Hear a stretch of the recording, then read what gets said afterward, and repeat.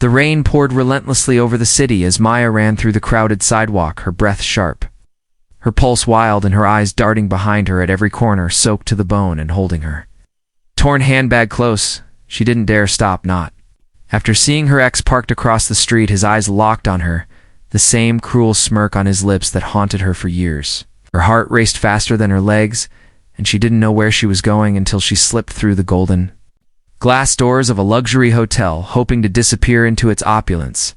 The lobby was warm but buzzing with chattermen in tailored suits, women in glittering gowns, people holding champagne flutes, and she felt instantly out of place, but kept walking, clutching her coat tight and hiding her face as she heard the familiar voice of the man she feared echo across the marble. She glanced behind and saw him just a few paces away. She panicked, spun around, and collided with someone so hard she almost fell back, but strong hands steadied her, large, warm, confident hands.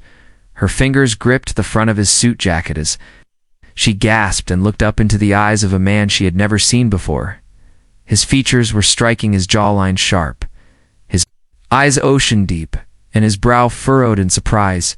She didn't have time to explain. She just whispered, "Please help me, don't let him see me." And before he could ask anything, she wrapped her arms around his waist and pressed herself into him as if she had known him forever. The billionaire named Adrian Knight had just walked in from a shareholders' gala, expecting a quiet drink and a brief moment of solitude before returning to his penthouse, but instead he found a trembling woman seeking safety in his arms. Something in her eyes made him wrap one protective arm around her shoulders, as if by instinct, and when he saw the man behind her scanning the crowd with aggression in his stance, Adrian's calm expression turned cold. The man came closer, clearly searching for her, and Adrian made a swift decision, pulling Maya gently behind him, shielding her completely with his tall frame and commanding presence.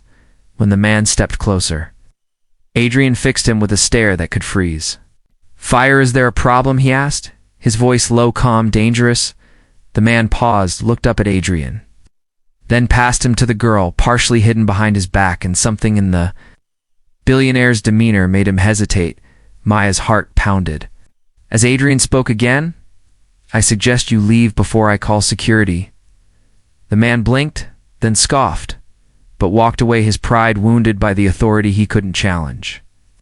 Adrian waited until he vanished, then turned slowly to the girl still clutching his jacket. Maya looked up, eyes wide, unsure if she should run, apologize, or thank him. He tilted his head and gave her a small smile. "Are you okay?" She nodded slowly, then stepped back, trying to hide her embarrassment. "I'm so sorry," she said softly. "I didn't mean to involve you, I was just scared." He nodded, understanding, setting a hand on her shoulder and gesturing to a quieter corner. "Would you like to sit down? Get a drink?" Maybe tell me what that was about." She hesitated, then followed him to the lounge, the luxury of it all still unreal to her. Adrian ordered her a hot tea and himself a scotch, then sat with his attention focused entirely on her, like she was the only person in the world. She introduced herself, barely managing to hide the tremor in her voice, and he listened, not interrupting, as she explained bits and pieces of her past, the controlling relationship, the threats, the reason she fled, and how tonight she just wanted to breathe without looking over her shoulder. Adrian didn't ask too many questions. He just listened, offering the rare kind of silence that made someone feel heard. When she finished, she apologized again.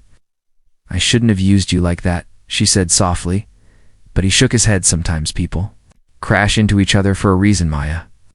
I don't believe in coincidences." She blinked, stunned by his kindness and how his name rolled off his tongue like velvet. She didn't know what kind of man he was, only that he had saved her tonight, and looked at her like she was more than a problem to be solved.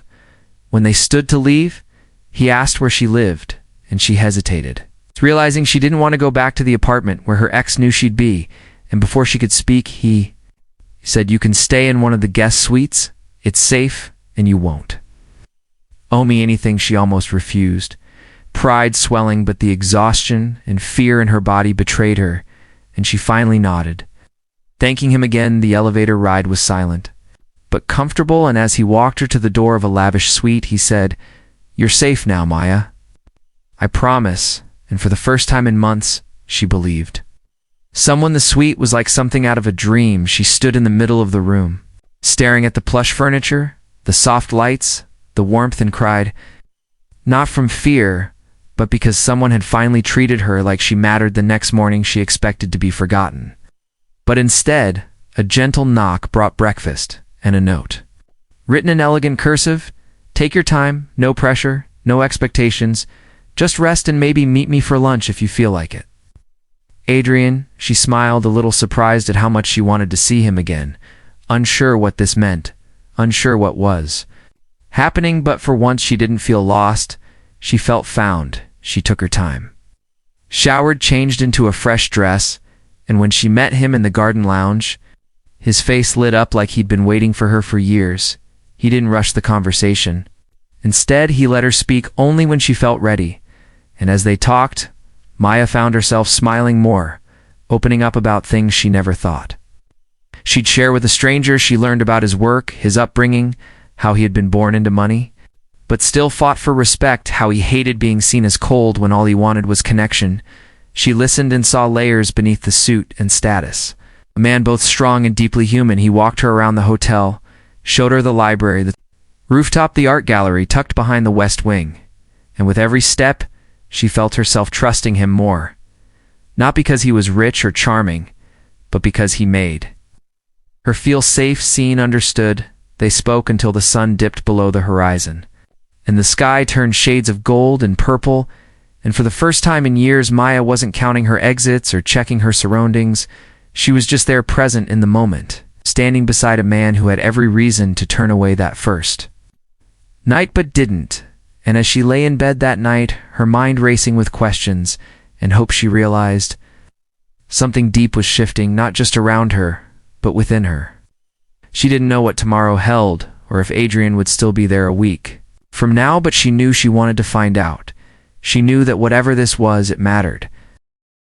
Lunch turned into a long walk through the hotel gardens, where Maya found herself laughing for the first time in what felt like years, as Jean told her stories about people mistaking him for his own driver or falling asleep in board meetings. And she saw that under the billionaire's sharp suit and legacy, the name was a man who had learned to carry power with grace and use it not to intimidate, but to protect. He never pressed her for more than she was ready to give, never demanded explanations or forced confessions. But when she did speak, when her voice wavered with the memories she tried to keep buried, he simply listened and stayed by her side. He told her about his own loneliness, how wealth had isolated him, how the people around him often saw a walking wallet, not a man, and how it had been years since someone had looked at him with trust, not expectation. It surprised Maya how easy it was to talk to him, how his quiet strength didn't overpower but invited her to breathe deeper. By the fourth day, she realized she was sleeping through the night again, eating with ease, even humming to herself in the suite without fear. She caught herself dancing barefoot in the room one morning as sunlight streamed through the glass windows, and she paused, realizing how alive she felt, not because of the suite or the luxury, but because someone believed she was worth protecting. It terrified her to admit that safety could feel like this, and yet she couldn't stop herself from gravitating toward Adrian each morning, finding a new piece of herself she thought she had lost. And he never pushed. He only waited, with patience that melted her defenses and respect that built a bridge between their broken edges. One evening, as they stood on the rooftop watching the lights of the city, Adrian turned to her and said, "I don't know what this is yet, Maya, but I know you've changed everything for me. You showed up scared and soaking wet, and yet I haven't been able to stop thinking about you since." Maya felt the warmth of his words settle in her chest like a bomb, and before she could respond, his hand brushed hers softly, not demanding, not assuming, just a question held in touch. She let her fingers curl into his and smiled. And that night, they sat in the suite, talking until dawn about their dreams, their scars, the strange turns life had taken. And when she fell asleep with her head on his shoulder, it felt like something had quietly begun to bloom. Over the next week, he invited her to one of his charity events, where she wore a dress he had sent to her suite, with a note that read, "You deserve to be seen, not hidden." And when she walked into the hall beside him, heads turned, not because of his status, but because of the light in her eyes, the strength in her step, and the woman he had helped her remember. He introduced her not as a guest or a friend, but simply as Maya, with a smile so full of pride it made her heart ache in the best way she wasn't. Used to this kind of attention, wasn't used to being celebrated rather than tolerated, but Adrian made her feel like the most natural thing in the world, being beside him as if she belonged, and after the event they walked through the quiet halls of the hotel. She removed her heels and carried them in one hand, laughing as he offered his coat. When she shivered, they stopped under a hanging light, where she looked up at him with wonder, unable to believe how far she'd come from the frightened girl who ran into his arms that first night. He leaned down slowly, giving her every chance to pull away, and when she didn't, their lips met in a kiss that was both soft and steady, not rushed, but full of something unspoken, something real. The next morning she woke up early and watched him sleep for a moment, his face softer in rest, and she thought about how many people wanted him for what he had, but she just wanted to know the man behind the name. He stirred, opened his eyes, and smiled like he'd been waiting his whole life to see her lying there, and she realized then that she hadn't just run from her past. Into his arms she had collided with a future she didn't know she deserved. Her ex was arrested 2 days later, picked up after trying to intimidate another woman, and Maya received a call from the police asking if she wanted to press charges. She said yes, with a steadiness she never knew she possessed, and when she told Adrian, he looked at her with pride so raw it made her throat tighten. "I knew you'd take your power back," he whispered, and she realized he hadn't just given her shelter, he had given her herself. Back the hotel began to feel less like a sanctuary and more like a home, and the more time she spent with Adrian, the more she felt the layers of fear peel away, revealing someone who wasn't just surviving anymore. She was living. She began to journal again, something she hadn't done in years, sketching dreams in the margins, and writing letters to a future she could now imagine. She asked Adrian questions about the world he lived in, and he answered honestly without arrogance, explaining boardrooms and mergers and global investments like they were stories, not just numbers. And he asked her what she wanted to do now, what her dreams were, and she surprised them both by saying, "I want to study psychology, help women like me rebuild." He didn't speak for a moment, then simply said, "Then that's what you'll do, and I'll be right here cheering for you." And he was, when she got accepted into a university program, and again, when she spoke at a small women's shelter about healing and hope, he sat in the front row clapping like a proud fool. And when the night ended, he wrapped her in a hug that said more than any promise ever could. It took months before they called it love, not because it wasn't there, but because both of them knew that love wasn't just a moment of rescue. It was built slowly with truth and choice and laughter and showing up, even when it was hard. And when Adrian proposed, he didn't do it with flash or fanfare. He took her back to the hotel lobby, where she had first crashed into him, stopped her right where she had stood trembling, and whispered, "You ran into me once to escape something now. I hope you'll walk with me to build something." She didn't even need to see the ring. Her answer was already in her heart when they got married. It wasn't in a grand ballroom, but in a small garden with fairy lights and laughter, and every person there knew what they had witnessed wasn't a fairy tale, but a victory.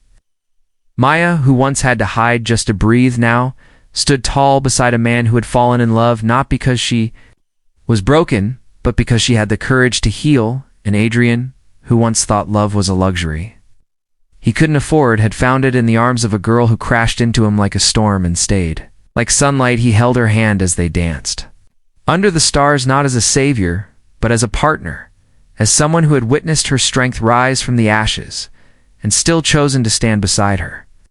And as they twirled slowly to the music, Maya looked into his eyes and saw not the billionaire the world admired, but the man who made her believe in love again.